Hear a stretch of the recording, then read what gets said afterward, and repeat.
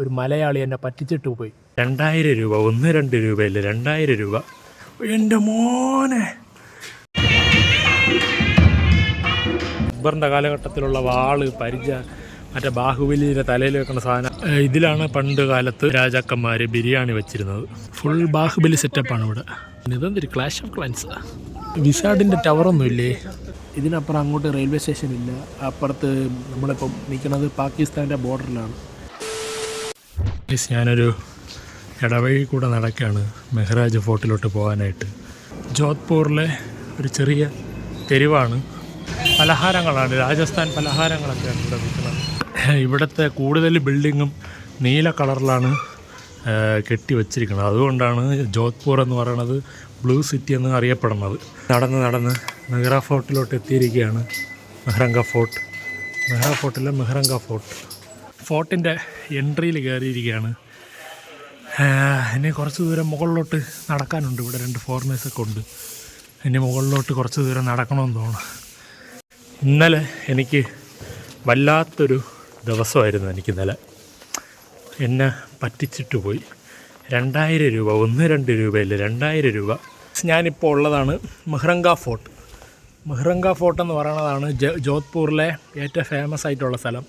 ഇതിൻ്റെ ഏറ്റവും മുകളിൽ പോയി നിന്നാൽ നമുക്ക് ജോധ്പൂർ എന്ന് പറയുന്ന ബ്ലൂ സിറ്റി നമുക്ക് മുഴുവനായിട്ട് കാണാൻ വേണ്ടി പറ്റും. നമ്മളിപ്പം രാജസ്ഥാനിൽ വരാണെങ്കിൽ ഓരോ സ്ഥലത്തും ഓരോ പേരാണ്. ജയ്പൂർ എന്ന് പറഞ്ഞാൽ പിങ്ക് സിറ്റി, ജോധ്പൂർ എന്ന് പറഞ്ഞാൽ ബ്ലൂ സിറ്റി, ജയ്സൽമർ എന്ന് പറയുമ്പം ഗോൾഡൻ സിറ്റി. ജോധ്പൂരിൽ ബ്ലൂ സിറ്റി എന്ന് പറയാൻ കാരണം ജോധ്പൂരിലെ ഭൂരിഭാഗം കെട്ടിടങ്ങളും നീല കളർ പെയിൻ്റ് അടിച്ചുകൊണ്ടാണ് ജോധ്പൂരിലെ കെട്ടിടങ്ങളെല്ലാം പെയിൻ്റ് അടിച്ചിരിക്കുന്നത്. അപ്പോൾ നമ്മൾ ഒരു ടോപ്പ് വ്യൂവിൽ പോയി നിൽക്കുകയാണെങ്കിൽ ജോധ്പൂർ ഫുള്ളായിട്ട് ഒരു ബ്ലൂ കളറിൽ നമുക്ക് കാണാൻ പറ്റും. അപ്പം അതുകൊണ്ടാണ് നമ്മൾ ജോധ്പൂരിനെ ബ്ലൂ സിറ്റി എന്ന് പറയുന്നത്. ഇന്നലെ ഞാൻ ഒരിടത്തും പോയില്ല. ഞാനാണെങ്കിൽ ഇന്നലെ ഒരിടത്തും പോയില്ല. കാരണം എന്നെ ഒരു മലയാളി എന്നെ പറ്റിച്ചിട്ട് പോയി. ഏകദേശം എൻ്റെ കയ്യിൽ നിന്ന് ഒരു 2000 രൂപ വാങ്ങിച്ച് പറ്റിച്ചിട്ട് പോയി. ആ കഥ ഞാനാണെങ്കിൽ ഇന്നലെ രാത്രി ഒരു സ്ഥലത്തിരുന്ന് പറയുന്നുണ്ട്. അത് ഞാൻ ഇടാം. എന്നിട്ട് ഞാൻ ഇന്ന് രാവിലെ അവനെ തപ്പി ഇറങ്ങി, കുറേ നേരം ഇറങ്ങി, അവനെ കിട്ടിയില്ല. എന്നിട്ട് ഞാൻ വിചാരിച്ച് 2000 രൂപ കിട്ടി അവന്. അപ്പോൾ ഈ 2000 രൂപ അടിച്ച് തീർത്തിട്ട് അവൻ ഇനി തിരിച്ച് വരുള്ളൂ സ്റ്റേഷനിലോട്ട്. അതുപോലെ ഞാൻ അവൻ്റെ അടുത്ത് പറയുകയും ചെയ്തു ഞാൻ 2 ദിവസം ഇവിടെ കാണുമെന്ന്. അതുകൊണ്ട് അടുത്ത 2 ദിവസം എന്തായാലും അവൻ ഇങ്ങോട്ട് വരില്ല എന്നാണ് എനിക്ക് തോന്നുന്നത്. അത് കുഴപ്പമില്ല, ഞാൻ അത് വിട്ട്. ഇന്ന് പുതിയ ഡേ ആണ്. നമ്മൾ പഴയത് ചിന്തിച്ചിട്ട് ഇതിന് കാര്യമില്ല. നമ്മളിവിടെ എക്സ്പ്ലോർ ചെയ്യാൻ വേണ്ടി വന്നതാണ്. നമ്മളടുത്ത് എക്സ്പ്ലോർ ചെയ്യുക, നമ്മൾ പഴയത് മറക്കുക, ലീവ് ഇൻ ദ പ്രസൻറ്റ്. ഈ ഒരു നിമിഷം നമ്മൾ സന്തോഷമായിട്ടിരിക്കുക. നമ്മൾ കഴിഞ്ഞ കാര്യമോ വരാൻ പോകുന്ന കാര്യമോ ഒന്നും നമ്മൾ ആലോചിക്കാൻ പാടില്ല. ഈ സമയം നമ്മൾ സന്തോഷമായിട്ടിരിക്കുക. അങ്ങനെ നമ്മൾ മെഹ്റങ്ക ഫോർട്ടിൻ്റെ എൻട്രൻസിൽ കയറുകയാണ്. ഇനി ഇവിടെ നിന്നൊരു കുത്തനെയുള്ളൊരു കയറ്റമാണ്. അവിടെ കണ്ട കുത്തനെയുള്ളൊരു കയറ്റമാണ്. പടിയൊന്നുമില്ല, ഇങ്ങനെ കയറിപ്പോണം. ഇറങ്ങി വരുമ്പോൾ ഉരുണ്ട് വരാൻ പടിയില്ലാത്തതുകൊണ്ട്. പക്ഷെ കയറുമ്പോഴാണ് പ്രശ്നം. എൻ്റെ മോനെ ഗായ്സ്, ആ ഒരു വ്യൂ കണ്ട. എൻ്റെ മോനെ, ഞാൻ ഒരു 2 ഫോട്ടോ എടുത്തിട്ട് വരാം. ഞാൻ ഫോണിൽ കണ്ടപ്പോൾ നേരിട്ട് കാണുന്നതിനെ കണ്ടില്ല, ഫോണിൽ കാണുമ്പോൾ നല്ല സൂപ്പറായിരിക്കുന്നു. ഗായ്സ്, ഇതാണ് മെഹ്റാൻഗഡ് കോട്ട, മെഹ്റാൻഗഡ് ഫോർട്ട്. നമുക്കതിൻ്റെ മുകളിൽ പോകാൻ പറ്റുമോ എന്നെനിക്ക് അറിഞ്ഞുകൂടാ. എന്നാലും പോകാൻ പറ്റുമായിരിക്കും എന്നാണ് തോന്നുന്നത്. കൊള്ളാം. എൻ്റെ മോനെ, ഒരു മുതുക്ക് കെട്ടിടം, പറയാതിരിക്കാൻ വയ്യ, ഒരു മുതുക്ക് കെട്ടിടം. ഇവിടെ ഒരു ദൈവത്തിൻ്റെ പ്രതിഷ്ഠയൊക്കെ ഉണ്ട്. ഫോറിനേഴ്സൊക്കെ നിറയെ വരുന്നുണ്ട് കേട്ടോ. അത് ഇവിടെ നല്ലൊരു ആംബിയൻസ്, നല്ല ഭയങ്കരമായിട്ടുള്ള തിരക്കില്ല, ഭയങ്കരമായിട്ടുള്ള ക്രൗഡില്ല, നല്ല ആംബിയൻസ്, നല്ല സ്ഥലം. ഇനി വ്ളോഗ് എടുക്കണില്ല, ഞാനാണെങ്കിലൊന്ന് ഫുള്ളായിട്ടൊന്ന് കണ്ടിട്ട് വരാം.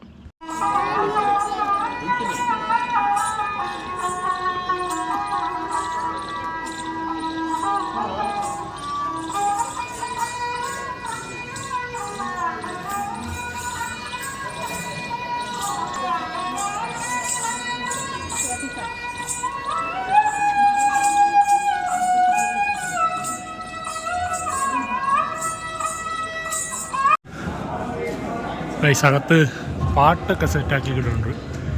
അവർ നമ്മളെ പാട്ട് പാടി വരവേൽക്കുകയാണ്. കാണിച്ചു തരാം, കേൾപ്പിച്ചു തരാം.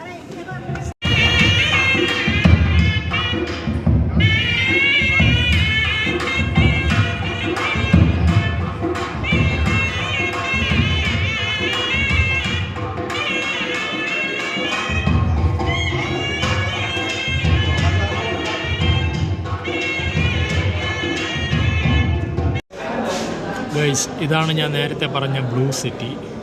ഇപ്പം ഞാൻ മെഹ്റാൻഗഡ് ഫോർട്ടിൻ്റെ അകത്താണ് നിൽക്കുന്നത്. കുറേ നേരമായി കുറേ കാഴ്ചകളൊക്കെ കണ്ട് ഇപ്പം ഞാൻ ഏറ്റവും ടോപ്പിൽ വന്ന് നിൽക്കുകയാണ്.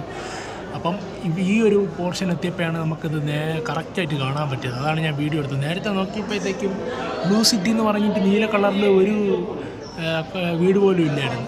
ഈ ഒരു പോർഷനിൽ വന്നപ്പോഴാണ് ഇങ്ങനെ എല്ലാ വീടും ഇങ്ങനെ നീല കളറിലിരിക്കുന്നത്. കൊള്ളാം. ഇതാണ് നമ്മളെ ഈ ഡിഫെൻസീവ് സിസ്റ്റം എന്നുള്ള ഈ കോട്ടയിൽ കണ്ട മുകളിൽ പീരങ്കിയൊക്കെ അവിടെ വെച്ചിട്ടുണ്ട്. നമ്മൾ ഈ സിനിമയിലൊക്കെ കണ്ടതുപോലെ ഇവിടെ ഈ ഭാഗത്ത് നിന്നിട്ടാണ് ആളുകൾ നിന്നിട്ടാണ് യുദ്ധം ചെയ്യണത്, പ്രൊട്ടക്റ്റ് ചെയ്യണത് ഫോർട്ടിന്. മെഹ്റാൻഗഡ് ഫോർട്ട് കണ്ട് ഇറങ്ങി. അതിന് കുറച്ചുകൂടെ കാണാനുണ്ട്. നൈസൊരു എക്സ്പീരിയൻസ് ആയിരുന്നു. നമ്മൾ പണ്ടത്തെ 1500 600 അക്ബറിൻ്റെ കാലഘട്ടത്തിലുള്ള വാള്, പരിച, മറ്റേ ബാഹുബലിയുടെ തലയിൽ വെക്കുന്ന സാധനം, അങ്ങനത്തെ കുറേ സംഭവങ്ങളൊക്കെ ഉണ്ടായിരുന്നു. അപ്പം അതൊക്കെ കണ്ട് ഇറങ്ങി ബ്ലൂ സിറ്റി കണ്ട്. ഇവിടെ എന്തോ കമത്തി വെച്ചിരിക്കുന്നത്, എന്ത് രണ്ടാവാ കാണിച്ചു തരാം. ഇതിലാണ് പണ്ട് കാലത്ത് അവർ രാജാക്കന്മാർ ബിരിയാണി വെച്ചിരുന്നത്. ആ ചെമ്പാണിത്. ഇവിടെ നല്ല പച്ചപ്പും പരവതാനിയും വിരിച്ച. പക്ഷേ ഇപ്പോൾ ഉച്ച വെയിലത്ത് വരുമ്പോഴത്തേക്കുമാണ് ഈ പ്രശ്നം. വൈകിട്ടും രാവിലെയൊക്കെ ആയിരുന്നെങ്കിൽ ഇത്രയും ആ ഒരു വെയിലടിക്കത്തില്ല. വെയിലാണെങ്കിലും ചൂടില്ല, എന്നാലും ഒരു ആംബിയൻസിൻ്റെ ഒരു കുറവുണ്ട്.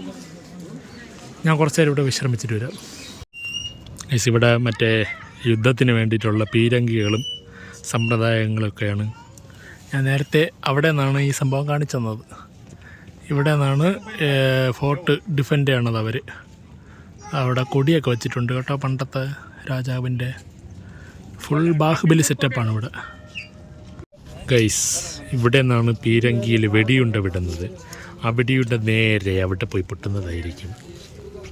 നമ്മൾ നടന്നുകൊണ്ട് പൊക്കൊണ്ട് നമ്മൾ ഈ പടി വഴി ഇറങ്ങി ഇതുവഴി വന്നു, ആ പടി വഴി കയറി മന്ദിരത്തിൽ പോയിട്ട് തിരിച്ചു വരുന്നു. അതോടെ ക്ലോസ്.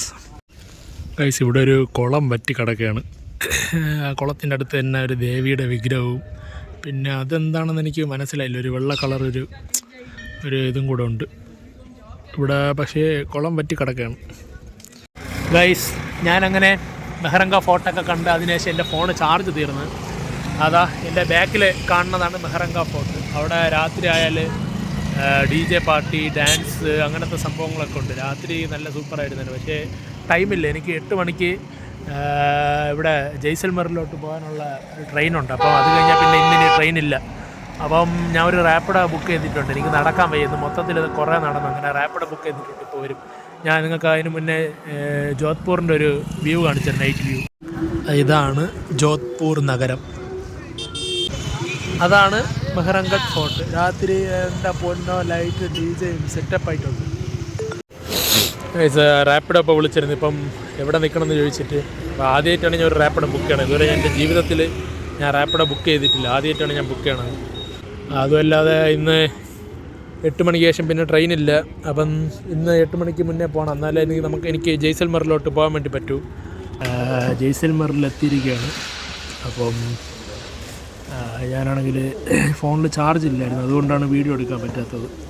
ഞാൻ ജോധ്പൂരിൽ നിന്ന് നേരെ അവിടെ നിന്ന് ഇറങ്ങി ഒരു ഊബർ വിളിച്ച് നേരെ അവിടെ നിന്ന് ഒരു ട്രെയിൻ കയറി ജയ്സൽമറിൽ ഇപ്പം കുറച്ച് നേരത്തെ വന്ന് എത്തിയതേ ഉള്ളൂ.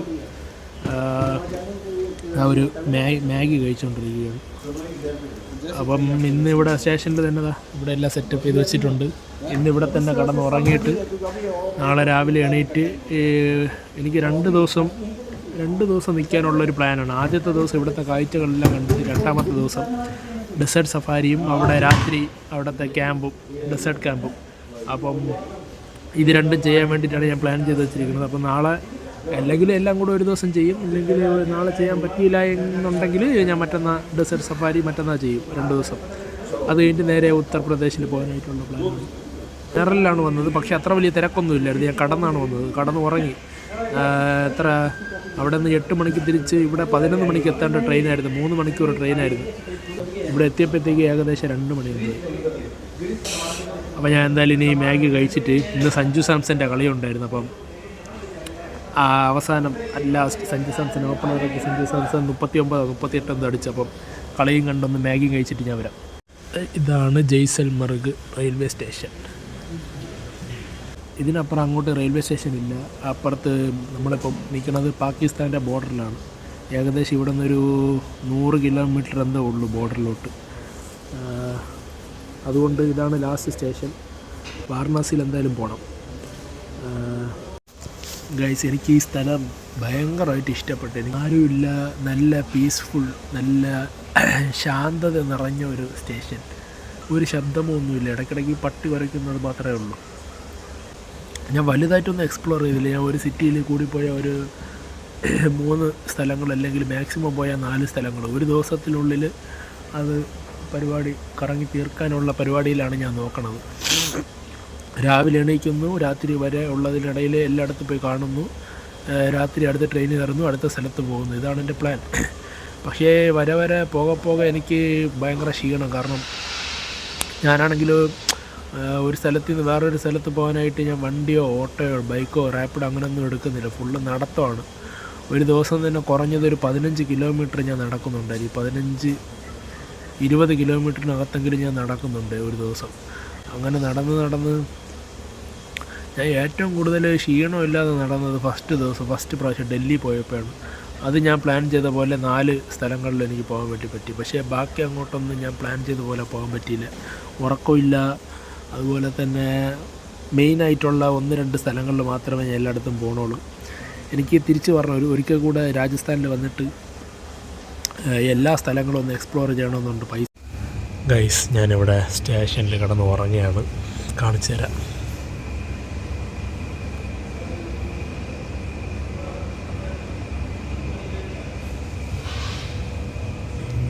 ഭയങ്കര സീനൊന്നുമില്ല, കിടന്നുറങ്ങാവുന്നതേ ഉള്ളൂ. ഭയങ്കര തണുപ്പൊന്നുമില്ല. ജയ്സൽമർഗിൽ ഞാൻ ഉദ്ദേശിച്ച അത്ര തണുപ്പൊന്നുമില്ല കേട്ടോ. അത്യാവശ്യത്തിനുള്ള വലിയ തണുപ്പില്ലാത്തൊരു തണുപ്പേ ഉള്ളൂ. ഞാൻ എന്തായാലും കിടന്നുറങ്ങിയിട്ട് രാവിലെ എണീച്ചിട്ട് വരാം. അപ്പം good night, sweet dreams, bye. ബ്ലുപ്പ്.